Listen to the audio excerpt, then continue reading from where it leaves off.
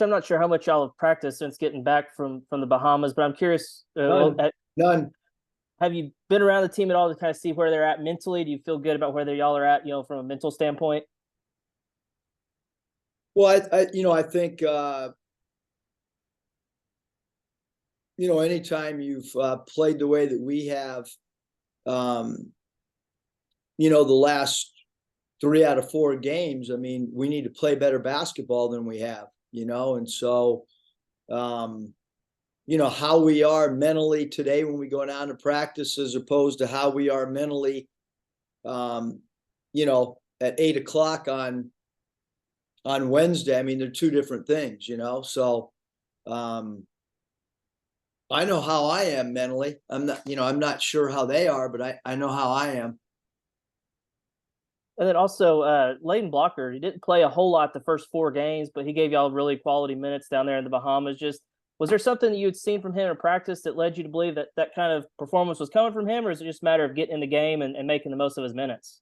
No, Layden's a very competitive player, but his crash in the offensive glass has affected our transition defense. As I've never watched more film over a 24-hour period in my entire coaching career than I did in the last 24 hours. So the good thing is we found some areas we got to get better at. Layden's got to have way more assists as a point guard than what he has on the season for his minutes played. Layden cannot go to the offensive glass and give up transition points to RJ Davis. So is Layden playing hard? He's playing as hard as any player possibly can play. Great effort, great energy, great toughness. But there's some areas that he's got to evaluate, look at on film. It's the first time that I've done all the individual cut-ups for players as well, with labeling the tape myself. With normally coaches in their pods do it. So it's pretty clear where we have to get better at with each individual player. And so, as you're not playing where you want to play, I think Hutch, naturally as a coach, you're gonna put in another guy and give it, so L played minutes early. Layden got an opportunity. Both, as all of us, we all got to get better, and so what you try to do is identify where a player needs to get better. You try to point that out, and then you see if you can improve in that area. And a quick follow up. A quick follow up, if I can, Coach. You mentioned you did all the cut ups yourself. It's the first time you've done that. Is that the first time you've done that at Arkansas or Nevada? And why did you do that?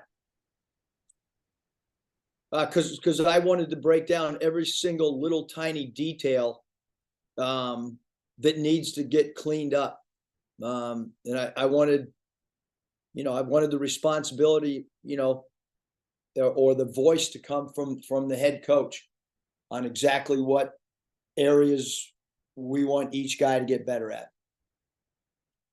Curtis? Coach, I kind of asked you in the aftermath on Friday, but it sounds like it might be a better question now. What's at the top of the priority list, or maybe where does it start in terms of, as a team, getting back on track where you want to be? Well, first of all, I mean, the way that we, put together the schedule, Curtis, is, I mean, obviously Duke is one of the best teams in the country.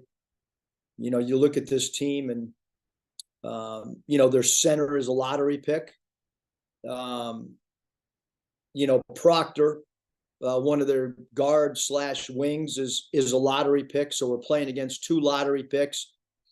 And number 1, Foster, is a early mid-20 type pick based on mock drafts. So we're playing against 3 draft picks that'll all happen probably before 20.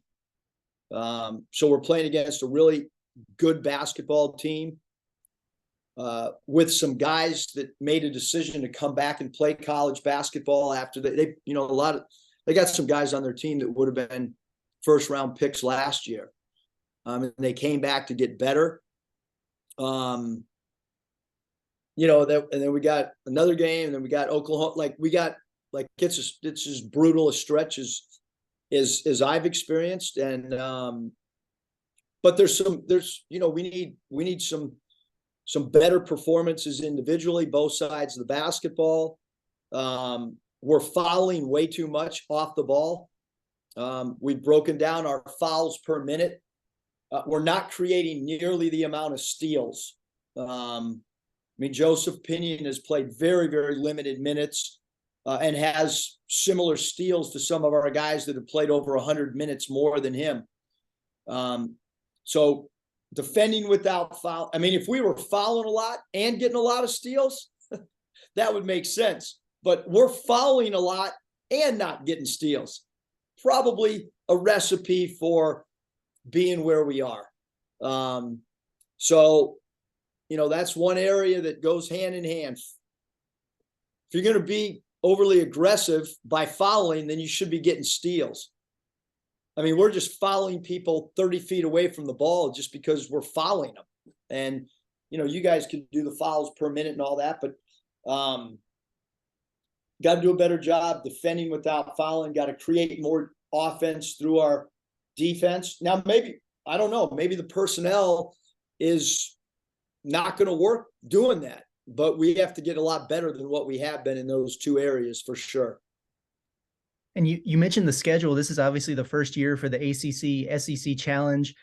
Do you like having an event like this early in the season, late November, or did you prefer what you did with the Big 12 with the late January, or do you have a preference at all? I don't really care. Fair enough. Thanks. Bob. You're on mute, Bob. You're on mute, Bob. Sorry about that. Hey, you're telling Andrew that I'll get a hang of this after 5 years. That you know where you are mentally, but you didn't say where you are mentally. So where are you mentally right now? Well, I want to get a lot better than we are.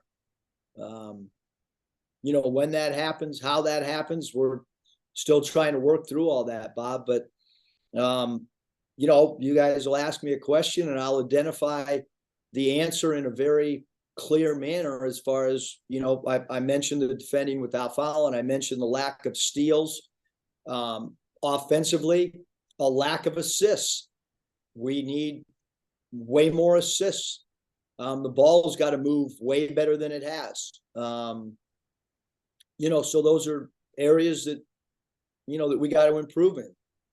And then Blocker, I get he's making some freshman mistakes, but you gave him some pretty good minutes, and he did do some good things. Just how do you think he's developing, and just how big a boost did he give you in the Bahamas? How big a boost could he give you maybe Wednesday night, especially if T-Mark can't play?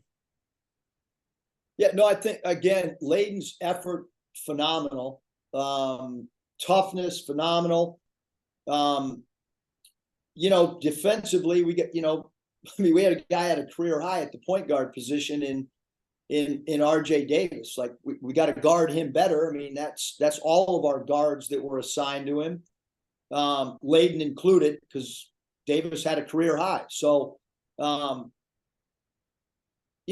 again, loose ball getting, all that stuff, offensive rebounding, does it as good as any point guard can do it. But at that position, both Layden, Diva, we have to get, we got to improve in a lot of areas, because, we saw the guard from UNCG have a good game offensively. I mentioned RJ Davis had a big game. And then, against Memphis, it was obviously their 6'5" wing Jones that hurt us. And against Stanford, it was their 6'7" wing. So defensively, we got to improve across the board. But certainly the minutes that Layden got were great minutes for a freshman in a really, really, really big, good tournament. And then Mike told us that, T-Mark's still being evaluated, don't really know what his status is. How tough is that to prepare for a team like Duke when you're not sure when one of your best players, maybe your best player's status is up in the air, and kind of how do you approach that early in practice this week? Well, it's not ideal, to have a guy that's, in my opinion, one of the toughest competitors that I've ever coached. I think that's where you start with T. Mark, is his toughness, is his competitive nature, and his will to win. All those, and then you add in, he's your leading scorer, which obviously he is. But I mean, the fact of the matter is, Bob, we traveled back, left the hotel at roughly 6 a.m., got back at roughly 3 o'clock. That's a long travel day, which should have been a 3-hour flight, but turned into, we could have gone to Europe and stopped, and, for whatever reason, another, to and from was, we got to Maui quicker. Let's put it like that. Both ways traveling. But T. Mark was in a wheelchair, on the travel day. Danielle and I went and visited him Sunday night, just to check on him. He's gotten tests done, MRIs done. Obviously he had the stuff done in the Bahamas, but he's still being evaluated. There's a spine specialist coming in today at 2 o'clock. So 1 minute ago, if he's prompt, he's down there looking at T. Mark right now. Tried to get him in the underwater, treadmill, just to get him to walk a little bit and try to get a little bit loose. So that, I just gave you everything I could give you. We don't question at all, like, whenever he's able to play, whenever that is, like, he's going to be anxious to play. He's going to, as soon as his body, is able to play, I have no doubt that he'll be in uniform whenever that is. Scotty? Yeah, Eric, any update on Jalen Graham, maybe the likelihood of a return this week? Do you know? No, no update at all. And you mentioned the steals. Last year, I just looked at KenPom. Y'all were top 25 in steal percentage. This year, outside the top, or outside 300. Can you put your finger on that? Like, what do you attribute the lack of steals to? Well, when you play, when you play the same, defensive schemes, and you have the same drills, then it just comes down to individual. If we had changed our scheme and had become a little bit more passive defensively, or we're keeping the lane a little bit more compact, across the board, we need way more activity with our hands. That's, you just read the numbers, Scotty, and I didn't even look up last year's. Thanks for putting us in a better mood. Daniel? Hey, Coach, you mentioned that you were the one that was kind of individually pointing out the details in the packages. Just, are these details kind of being picked up in practice and just not translating, or are y'all missing many of the same details in practice as well?